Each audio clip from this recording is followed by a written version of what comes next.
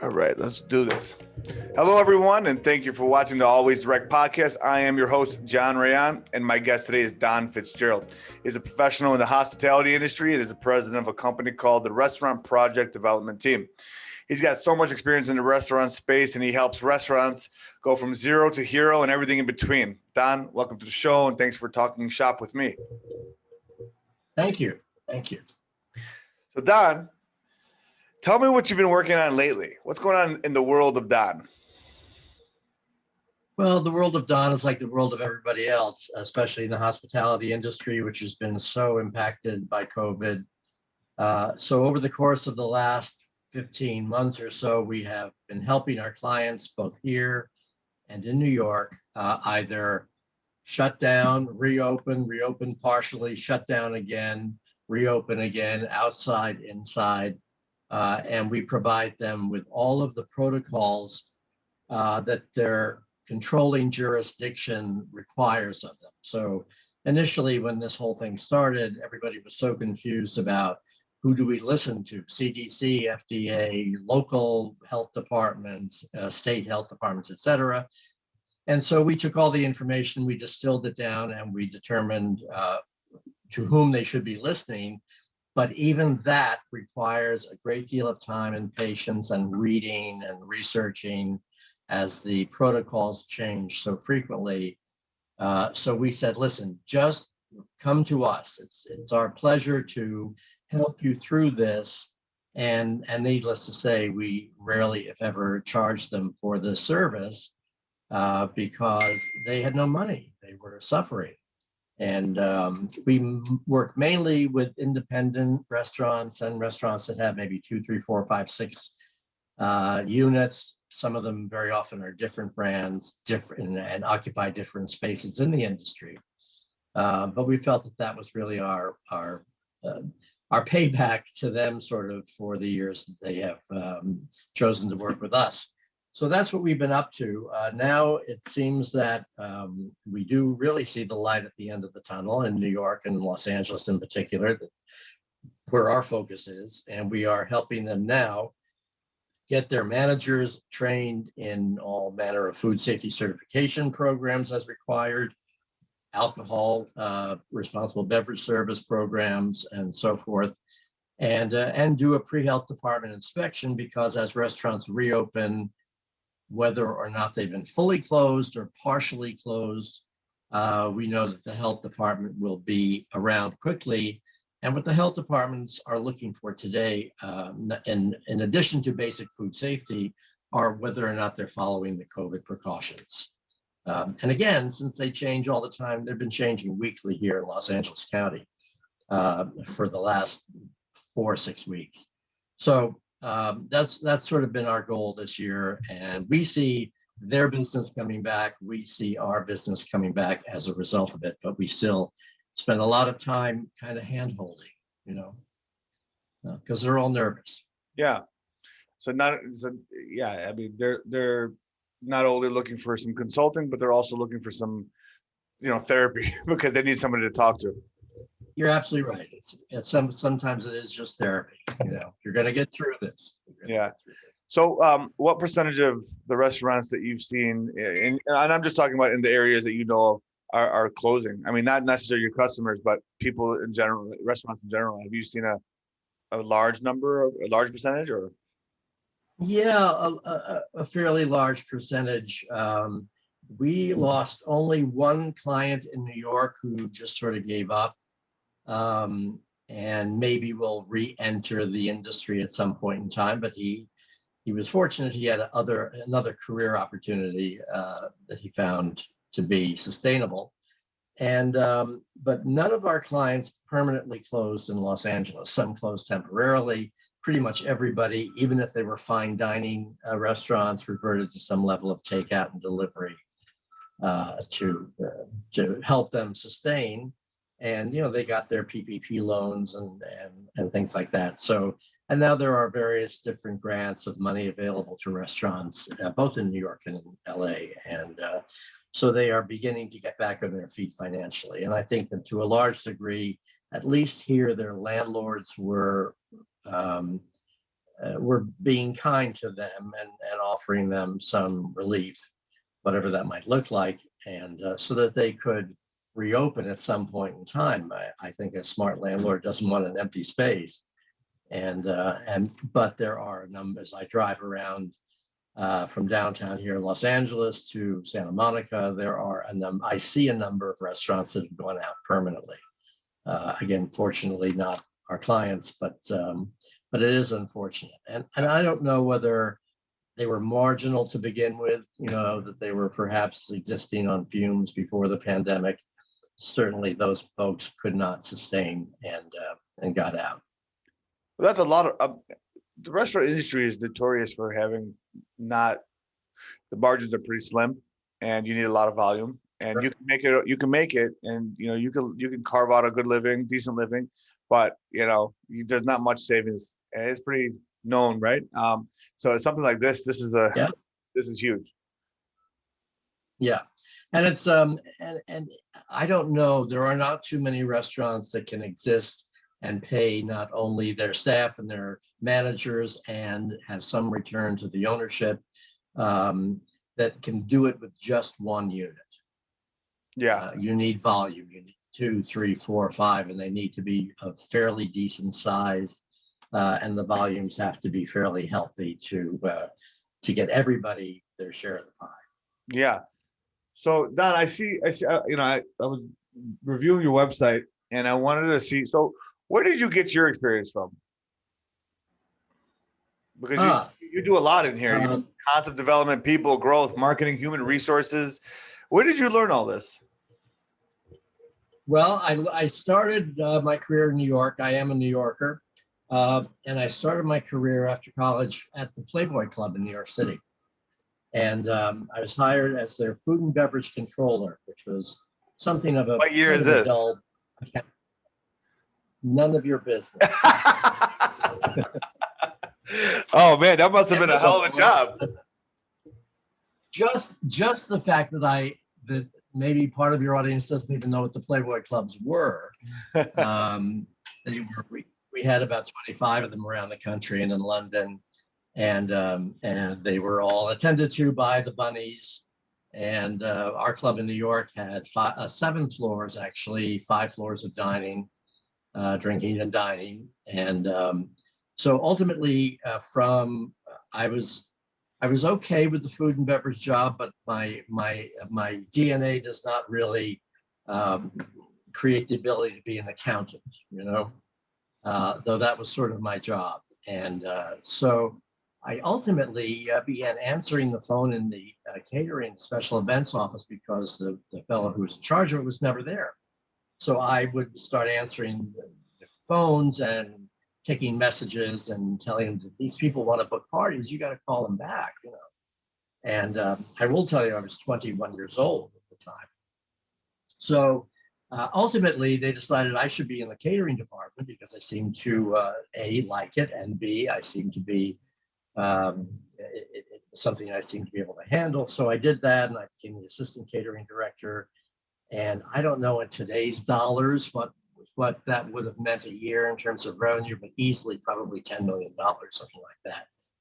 We had full club buyouts, and a lot of jazz musicians. Count Basie and his wife would buy out the club on a Sunday, and it was really pretty fun. Ultimately, after a couple of years, I was promoted to the director of catering in Chicago, and I moved to Chicago, and I lived at 1445 North State Parkway, and so I did that at the Chicago Playboy Club, and they were opening a terrific.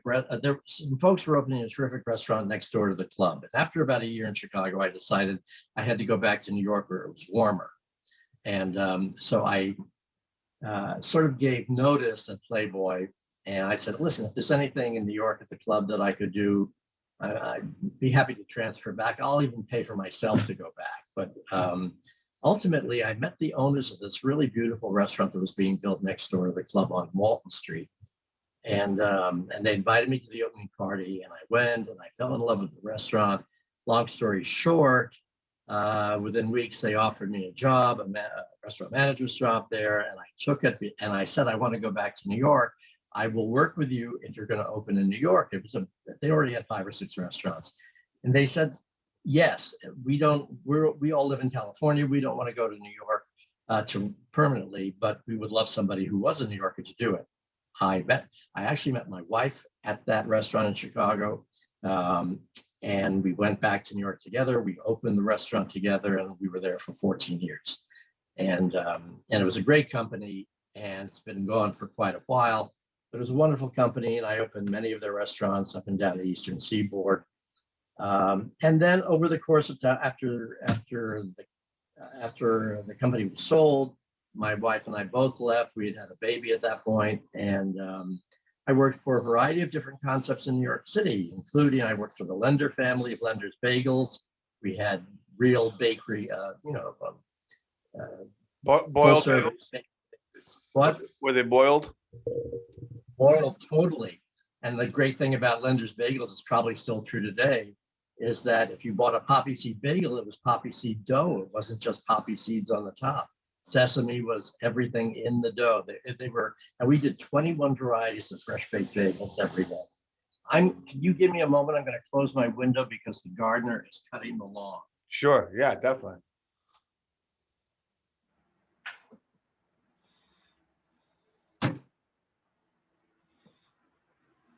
Okay. All right. But then I worked in the ice cream world, reduced calorie candies and ice cream, and French bakery cafe. I ran a chain of French bakery cafes in Manhattan. Big French company called Brioche Dorée. They are still very much in business, but they don't do the street side bakeries so much anymore.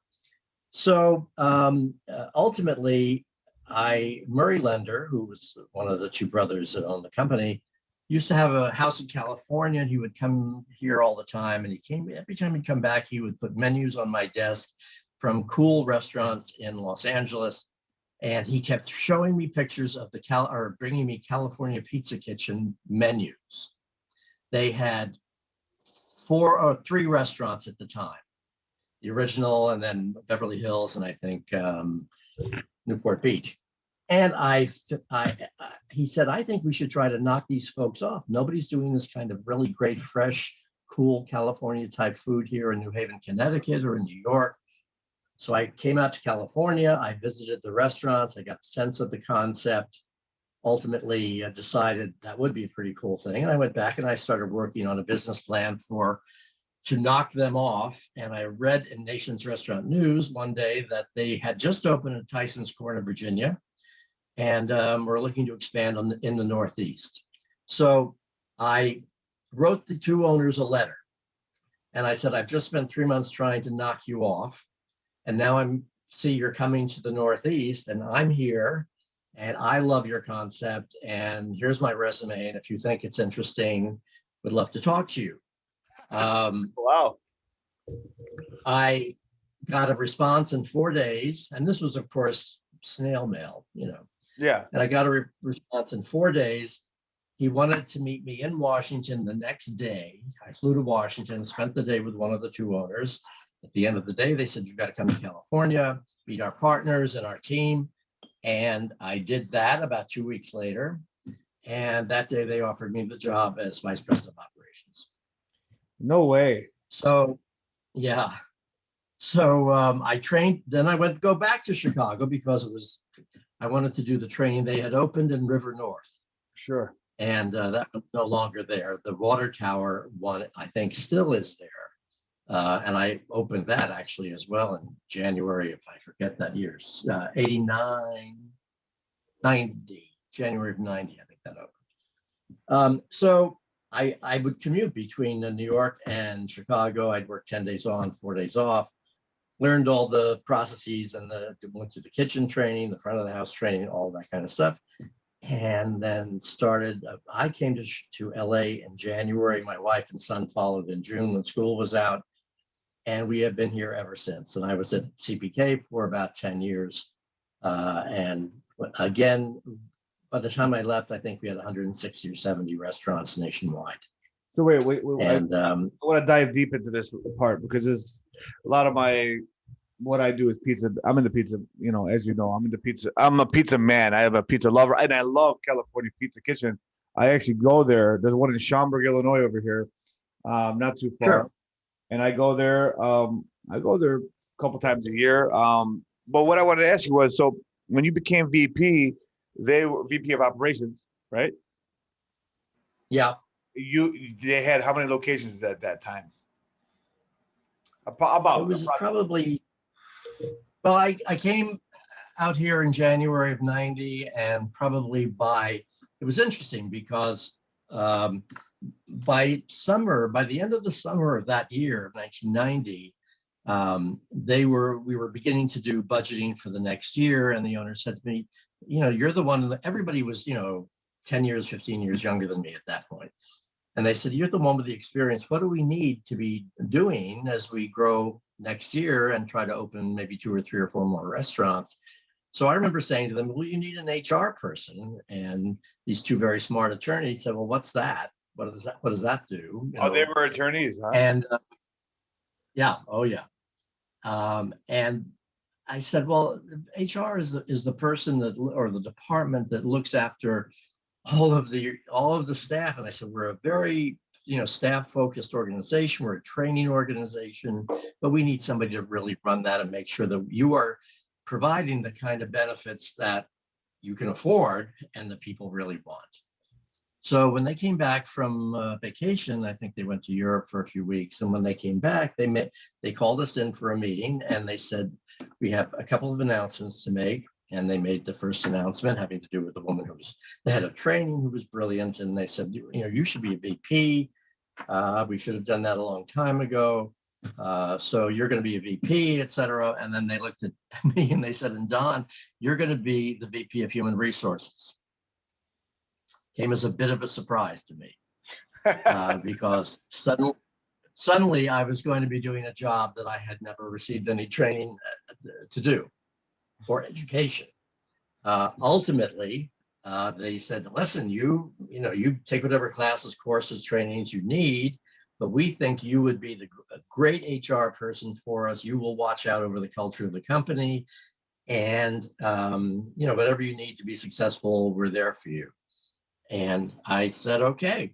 So that's how I got into the world of HR. Wow. And I've always felt that in the restaurant industry, or perhaps it's true of other industries as well, to be in HR, to have actually been in operations first is a great plus, because I understood how difficult each and every job was and what the stresses and strains of running the business were on a daily basis.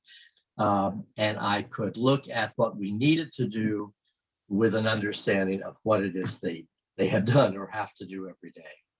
And so I enjoyed doing the HR.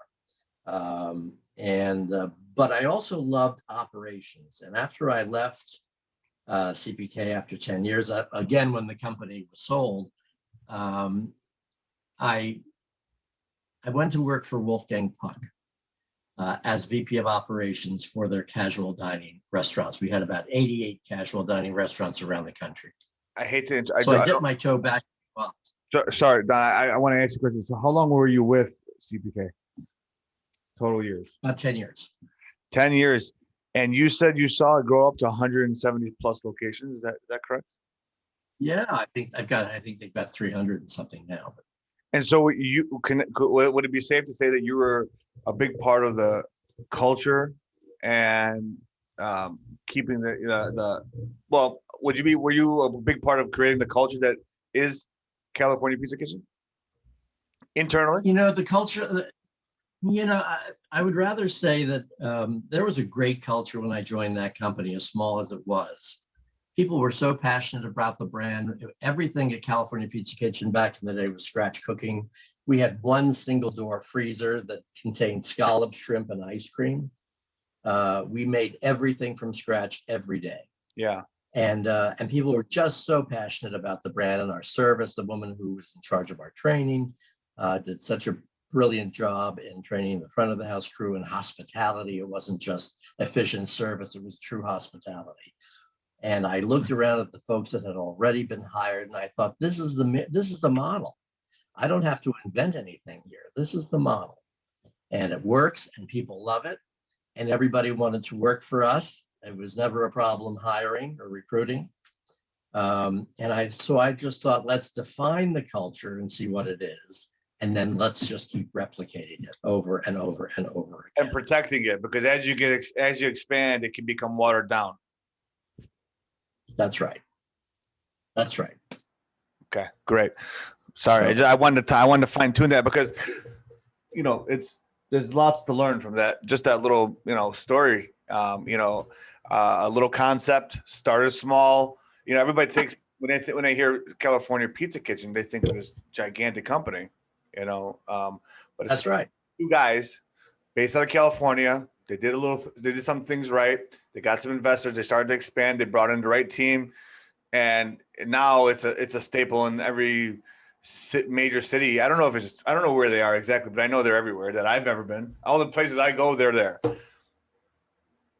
They're in pretty much every metropolitan area, and then the suburban areas. I went out and I participated in the opening of Schaumburg. There was another one, Hill something. We did Old Orchard, Oak Brook. Sure. One on the south side. I forget where that one was now. But yeah, we did a bunch of them, and then River North ultimately closed, but we had already opened Water Tower at that point. That's awesome. Okay, so then you were recruited, or you had left the company, said you ran your course, you went on to Wolfgang Puck. Yeah. Tell me about that. And I was there for several years. It was a bit of a change for me because one of the most enjoyable parts of that was we opened a restaurant downtown, a Wolfgang Puck cafe downtown. And I started with them maybe 2 weeks after that restaurant had opened. And we created the first hybrid kind of lunch dinner service there, where lunch was order at the counter, mostly takeout. We were in the middle of a great business area in downtown LA. But dinner, people that lived in the area wanted to sit down and be served. So we created a full service dinner opportunity and a, totally takeout quick casual brand at lunch. And we did the pastas and the pizzas and sandwiches and salads and so forth. We had a grab and go case, which we would sort of hide at night because the neon signs didn't look that great in the restaurant at dinner. But so that was good. Many of our restaurants were, as you've probably seen, we got 2 or 3 at O'Hare. They were the Expresses, Wolfgang Puck Expresses, and we had those all over the country.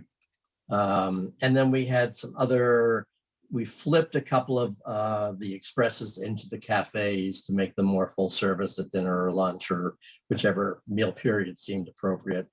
And that was enjoyable. I think the company had a very different culture than CPK had. It had there was always a bit of a clash between casual dining and full service dining, the fine dine group. And it wasn't the same kind of warm, positive culture that I had experienced at CPK. It wasn't bad, it just wasn't the same. Sure. I didn't sense the passion in the group, and especially at the airport location. I have a question.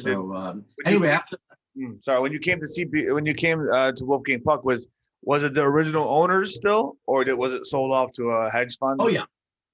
No. In those years they had a partnership with Compass in the catering division. So there were 3 divisions of Wolfgang Puck. There was Wolfgang Puck Fine Dine, Wolfgang Puck Worldwide, and then Wolfgang Puck Catering. Okay, Worldwide was all the casual dining restaurants and the supermarket foods, frozen pizzas, canned soups, all of those things. And that's the division that I was a part of. Gotcha. And although here in Beverly Hills, I lived right behind Spago, actually, literally out my front door into their back door. But I was not involved with Spago or the other fine dining restaurants. I don't know what Spago is. Spago is Wolfgang Puck's most famous restaurant. He opened it in Hollywood, I'm going to say 30 years ago anyway, or more. No, more. Before CPK. And it was mostly pasta and pizza, but it was a celebrity hangout. Yeah. And the building was not in good shape, and a beautiful building, became available in Beverly Hills, and he grabbed it and he opened Spago Beverly Hills. So that's been there. It's been here in Beverly Hills at least since 1992 or 3. And it is one of the very finest fine dine restaurants in Los Angeles. Oh, wow. I'm looking at the website right now. I'm seeing caviar on top of salmon on top of pizza. He created the salmon pizza. Yeah. That looks good. I better change it before I go eat some food. Oh, wow. So then how long were you with Wolfgang Puck? I was there about 4 years with Wolfgang Puck, and an old friend of mine in New York called me, who was still is a very famous restaurateur in New York. He had 6 or 7 big restaurants in New York, and he wanted to, he had signed a deal in Washington, D.C. to open 2 or 3 restaurants at National Harbor in Washington, D.C. And he said, "What are you doing?" And I said, "I'm working for Wolfgang." He said, "Oh, you got to stop that. You've got to come work for me," which was sort of funny. And so I ultimately did. Our son had just graduated from NYU, and he was living in New York, and we thought, well, we could do that. My wife had a couple of really interesting projects to work on. I had this project, and so we said, we'll come for 3 years.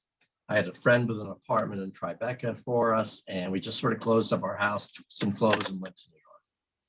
And I did open 2 restaurants in Washington, D.C.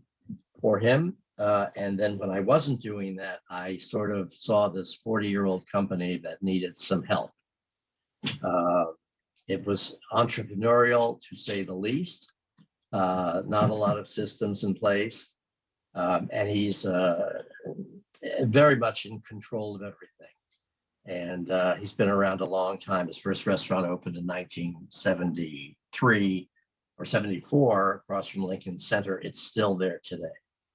And the restaurants are large, high volume, very, very good. As fine a food as you can get in a 300-seat restaurant. Yeah. And but he's got all the big corners in New York and the cultural centers, Lincoln Center, Carnegie Hall, Theater District, and each one is a different brand. Most of them are kind of on the Italian side, but each one is a different brand. Wow. Seafood, steakhouse, Italian, Brooklyn Diner. He's got 2 Brooklyn Diners, which are extraordinary restaurants, one on 57th Street, one down in the Theater District. Anyway, so he's still a client. I still work with him. I've gone back several times to either reopen or open some new restaurants. And this gentleman is still opening restaurants. And he wouldn't mind me saying he's not a young man, but he is older than me. Hey, he's got it in him. He's got the passion. He's got the drive. I mean, that's awesome. That's right. That's right.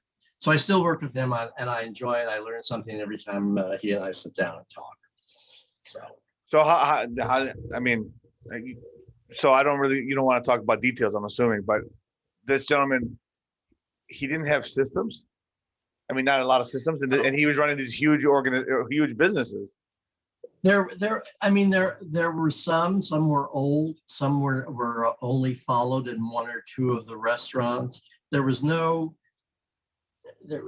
especially when it came to either HR or reporting responsibilities on the part of the managers, there was a need for organization, systemization, and contemporary methods to do it. We've got to begin to get rid of the pencil and the paper here, and the green eye shades and the armbands. Yeah, definitely. Digital.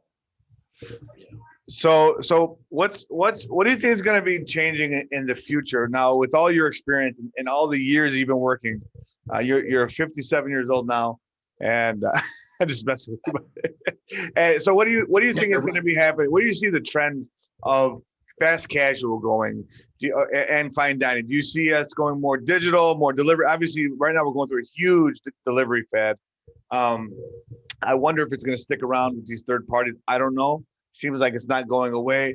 I wanted to get your 2 cents on what you see in the next 3 to 5 years with regards to fast casual, fine dining, with regards to delivery, technology, less restaurants, more openings. Give me your your idea of what's happening in the next 3 to 5 years. Okay, so let me rewind just a bit. When we came back from New York, my wife and I created this restaurant project development team, and her division of the company is called Safe and Sound Food Safety Consultants. She focuses on food safety, pre-health department inspections, training. We do alcohol training, food safety management training, and staff training, and all of those things. And I do some of that, but I also do the HR and the operations piece. So what we know for sure going forward is that restaurants are probably going to be safer to eat in and cleaner than they have ever been before, because COVID has taught us the value of hand washing, hand sanitizers, wearing gloves if you're handling ready to eat food, cleaning your surfaces, cleaning the restaurant, cleaning the restrooms better. We go into restaurants today and it is a major improvement over what we used to see. So that's very good news for the industry as a whole, and for the folks that eat in restaurants, including the staff and the employees and so forth. So that's one thing we think will continue, because after a year of doing this, the employees and the managers are all ingrained in their hand washing and making sure people understand if they have a communicable disease, whether it's COVID or anything else, that they stay home. And I was just thinking the other day, I haven't had a cold all year. I got one. Cold. My wife hasn't had a cold. We didn't get the flu. We did, and I don't know anybody who I talked to all year long who said, "Gee, I have a terrible cold." Yeah, it's interesting. Hand washing works, So anyway, I see that as a benefit. Oh, you know what? You see delivery. Sorry, you see that as hand washing works. You know what I was thinking when you were saying that? That it's not hand washing that works. It's that people who've gotten COVID, it's actually the flu, but it's being diagnosed as COVID, or they're so similar that it's hard to differentiate. Because honestly, you're right. I don't know anybody who's gotten the flu. Do you ever hear of anybody getting the flu? It's either you got COVID or you don't. Well, yeah, and I don't think there's misdiagnosis, because you take a test and it's either COVID or it's not. Yeah, or something. But anyway, so I think that's going to be good. Also, we weren't in crowds this year. We weren't taking public transportation as much. All of those things, Sure. So we were staying home a lot. So that there's some effort there. Does that work to the benefit of delivery services? Probably. Yeah. I think some people will be reluctant to go back out into the world again. We'll continue using delivery, but I also think delivery has, if they can get their financing piece correct and treat the operators with the respect they deserve, I think that the delivery services are going to remain a powerful piece of customer service. I think also that the issue of more space in restaurants. I mean, you go to a New York City restaurant or even Chicago, and tables are crowded together and jammed together. Nobody liked it, but everybody understood the rents being what they were. Every seat in every restaurant was meaningful dollars. And I think that hopefully restaurants are going to be a little bit slower to jam pack their tables and chairs into them. And I hope that the cities will allow them to continue to have outside dining for at least this year, where they've moved out onto sidewalks and into the street and so forth. And because the restaurants need those additional seats in addition to what they're now permitted to use inside and outside their spaces, to recoup some of the money that they've lost over the last year for 15 months. Yeah. I think home meal replacement services are going to continue to thrive. And that is the sort of services, I'm thinking of Cook Unity and some other services that provide really good quality meals on a subscription basis every week. And you order a week in advance, and Monday morning they show up at your door and you stick them in the refrigerator, and it's really good food. And I think that they're going to continue to do well. I think quick casual will remain certainly important and very viable, especially as they've added on additional takeout and delivery business. But I think full service, casual, and fine dine will also be important, because they're and regain what they have lost in time, because people love I don't just go to a restaurant for the food, I go for the energy and the hospitality and the socialization. And that's why we still enjoy going out, and we have begun going out again, at least to support our clients. Everybody wants to buy us a meal because we spent a year giving them free advice, which I often think may be worth what you pay for it. So we don't want free meals. We want to pay them, and we want to enjoy their food and their hospitality. Absolutely. Absolutely. So do you order online when you order food? Do you ever get delivery? Yeah. I do, but I've also been trying out the home meal replacement services, but I also enjoy cooking a lot. And so did a lot of it over the past year, I'm finding I have less time to think about it now and to do it actually. So right now we are in a mixture of a bit of home meal replacement. There are a couple at CPK, I still order.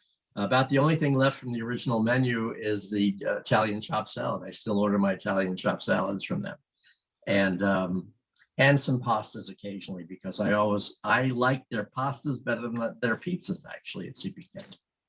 And but the menu is so different today than it used to be. It used to be very unique and very sort of forward thinking, and now it's very family oriented. With a lot of staple items that everybody in the family will eat. Yeah. So. Yeah, it's still pretty funky. I don't know how it was back then, but it's a pretty funky pizza place. And the design, the decor, the staff. I like the way it looks. I like the way it feels, the energy in them. So any book recommendations on restaurant business? Well, probably everybody will say it, but I do like Danny Meyer's book, Setting the Table. I think there will be some interesting books maybe coming out this year from people's experience with navigating their way through the pandemic. That could be interesting. But I think Danny's book is always important to read and occasionally reread a chapter or so, because the idea of genuine hospitality was always something that both CPK and Wolfgang believed in strongly. And the operative word there is genuine, when you hire the right kind of people who really want to make other people happy. That's the key to I think creating a successful restaurant. You can get good food anywhere, but it's how you feel when you step over the threshold of the door when you're leaving that you determine whether or not you're coming back. Mm-hmm. And that's based on how you feel, not on what you ate. Yeah. Yeah, but do you hear from your clients about how hard it is to find employees right now? Oh, absolutely. It's a number of different things. First of all, a lot of people have left town, whatever town they were living and working in. They either went home, young people may have gone home to their parents. They may have discovered that there were perfectly good opportunities for them in cities and states that had less or no state income tax, where rents were not so exorbitant, where the cost of living in general was not so exorbitant, and they have left town, and that New York, Chicago, LA, doesn't matter. So I think that there's that issue to contend with. I think that for the same money, unless you were a front of the house server in a successful restaurant, everybody's pretty much, except in New York City, getting paid $15 an hour. I'm not sure about Chicago, but minimum wage here in California for servers, there is no tip credit, and it's now $15 an hour. Really? If you're in a slow, yeah. And if you're in a quick casual or quick service environment, if you are still eligible for federal unemployment, at $300 a week means you may not have to work if you were only working part-time in the first place. Yeah. So I think there are people who are continuing on unemployment, even though there may be jobs available to them, and the governments, either state or federal, don't cut off your unemployment right now during COVID because you refuse work. So I think there's some folks who are continuing to stay home, especially if you were a single parent or you had child caring issues and your kids were at home doing school, online school and so forth. So I think there's that. But I also think that at $15 an hour, I could work at the Gap. I mean, I could fold T-shirts rather than. It's much harder to work in a restaurant. You've done right. You have to love it. You have to love it. So yeah, you said I think earlier. all those things are. What? Sorry, you said it earlier. You need to have you need to be willing and internally love to please people, like to make people happy, and that's a hard trait to have in such an intense environment. And you're right. To make $15 an hour, you can go anywhere now. Anywhere make $15 an hour. It's kind of hurt the restaurant industry specifically. Yeah. Yeah. Yeah, and the hotel world as well. We have a number of hotels as clients, and their restaurants are all, struggling to find help to come back. I know. And everybody, it's driving up the minimum the minimum wage. People are offering $17-18 a day now, an hour for dishwashers and just simple prep cooks, and so for that, it's the only way to get people off the unemployment or keep them within the industry is to pay more than anybody else is. But that's tough because the restaurants are suffering financially, even the best of them, after this year. Yeah, a lot of restaurateurs that I know, they had people from the $9 to $13 range, and then we had the guys who have been there, all stars, long time working with the restaurant, years of experience, making the $13 to $16 range, and then all of a sudden, they did a mandate over here that it's going to go up to $15 an hour from, I think it was $8.50 or $9. And every year would go up by $1. So right now we're at the $12 or $13 part. So people who are wet behind the ears, have zero experience, they're jumping on board and they're like, okay, they're getting $13 an hour. And the people who have been with me for years who are making 13, 14, like, well, I'm not going to make the same as this guy. So now everybody's getting jumped up. It's the trickle up philosophy. Exactly. You're exactly right. Yeah. You just hired this guy at $14 an hour and I'm making $14.50. Come on. Do you want me to be back tomorrow or not? Yeah. Yeah. We have no choice. You have no choice. You have to adjust your prices and accommodate. Otherwise you're going to lose everybody. At the end of the day, the customer will pay for it. If in fact they will pay for it. To be that, as your menu prices go up, you have to be that much better every day at what you do too. Yeah. I mean, there's got to be some point where how much can you charge for a cheese pizza? $20? I mean, what's the max people are willing to pay? What's that tipping point? I have to tell you that I have heard that line for the last 40 years. So I guess that goes back to how do you boil a frog, right?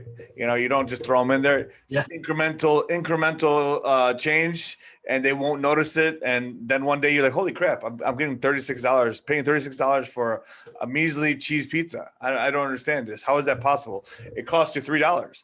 Yeah, but the guy making it is $27 an hour. That's right.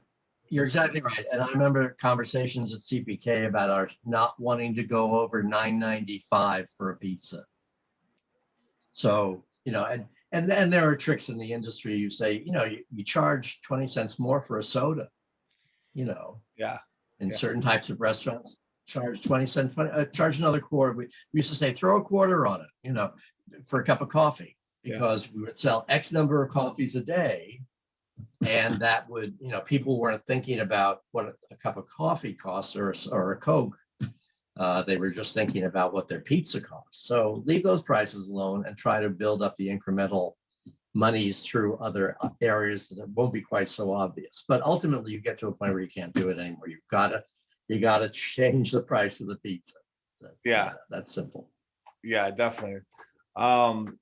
So Don, are you doing a lot of your consulting through Zoom these days, or are you going through, are you actually visiting your customers? Well, now we're doing in-person food safety certification classes, the ServSafe program from the National Restaurant Association. We are awaiting approval from the state of California to be responsible alcohol beverage servers, trainers, which is for the first time in California, starting July of 2022. All employees and managers that handle alcohol in their establishments must receive this training from the ABC, and no other training will be permitted in California. So we've been tips trainers and things like that for years, but now we will hope to be our responsible beverage service ABC trainers too. And we do I do sexual harassment training, and we do food handler training. We have an online food handler and food manager program that people can go to get their whatever certification they're in need of. Here in California, every single employee in a restaurant needs to have a food handler card, not just back of the house or culinary, has to be front and back. Wow. So, but they're like $6 to get your food handler card. More obviously for the manager training is an all-day training, 6-7 hours. And we are now going on site to do those trainings. I've got a big training tomorrow at a hotel here that is going to start with a new COVID protocol training because they're just reopening their restaurants and their hotels. And then we're going to do an alcohol training only because they want to do alcohol training. They're going to have to redo it next year for the new ABC program. But very often, insurance companies, your general liability carrier will give you a discount on the premium if you're doing these trainings, even though the state may not, or the local jurisdiction may not require. Yeah, So, I think we have that here. We have BASS certification, BASS. I think it's beer and alcohol serve safe. I think is what it is. Safe serve. Safe serve. Yeah. I mean, it's important, honestly. Yeah. Everybody's walked into those restaurants where you see that guy who's gotten overserved, and you're just like, that's a huge liability waiting to happen. I mean, I can't believe they let this guy walk out of the restaurant. Well, and today more than ever, you don't know what the source of impairment was. They may have had one drink in your place, but they may have come in, with the legalization of cannabis and all of those things. And opioids. We just don't know what's going on in people, and one drink could set them over the edge. So overserved shouldn't be happening, but one drink might be, they are now impaired. Oh yeah, a Vicodin and one beer make you go bonkers. Honestly, I've seen it happen. Yeah. So yeah. Well, I want to just say thank you for coming on the show. It's great talking to you. Great getting to know you. I would like to keep in touch with you, Don. The website is rpdtinc.com, rpdtinc.com. Based out of Beverly Hills, California. I mean, I was looking at the pictures. I love California. I absolutely love California. So I'm gonna pretend like I live there sometimes just to kind of get out of this crazy Chicago weather. Although I don't like the government over by you, it's a little too restricting over there. But I do love the environment, and that's why everybody wants to go to California, is because of the amazing weather you guys have there. But Don, thanks for coming. All I can tell you is we have the lowest rates of transmission right now in the country. So that had a lot to do with some of that restriction, for sure. Really? Is it? I heard that you guys things are still being transmitted. I don't know what the percentages are, but so you're saying it's the lowest in the country right now? Lowest in the country right now, and the states that have been less restrictive, Florida and Texas, are among the highest. So that's it. Listen, if there's a restaurant show next year at McCormick, I'll be there. All right. Well, let's stay in touch. Maybe we'll get to shake hands and break bread, or bump elbows and break bread. That's it. Take care, Don. Thanks for coming on. Thank you. My pleasure.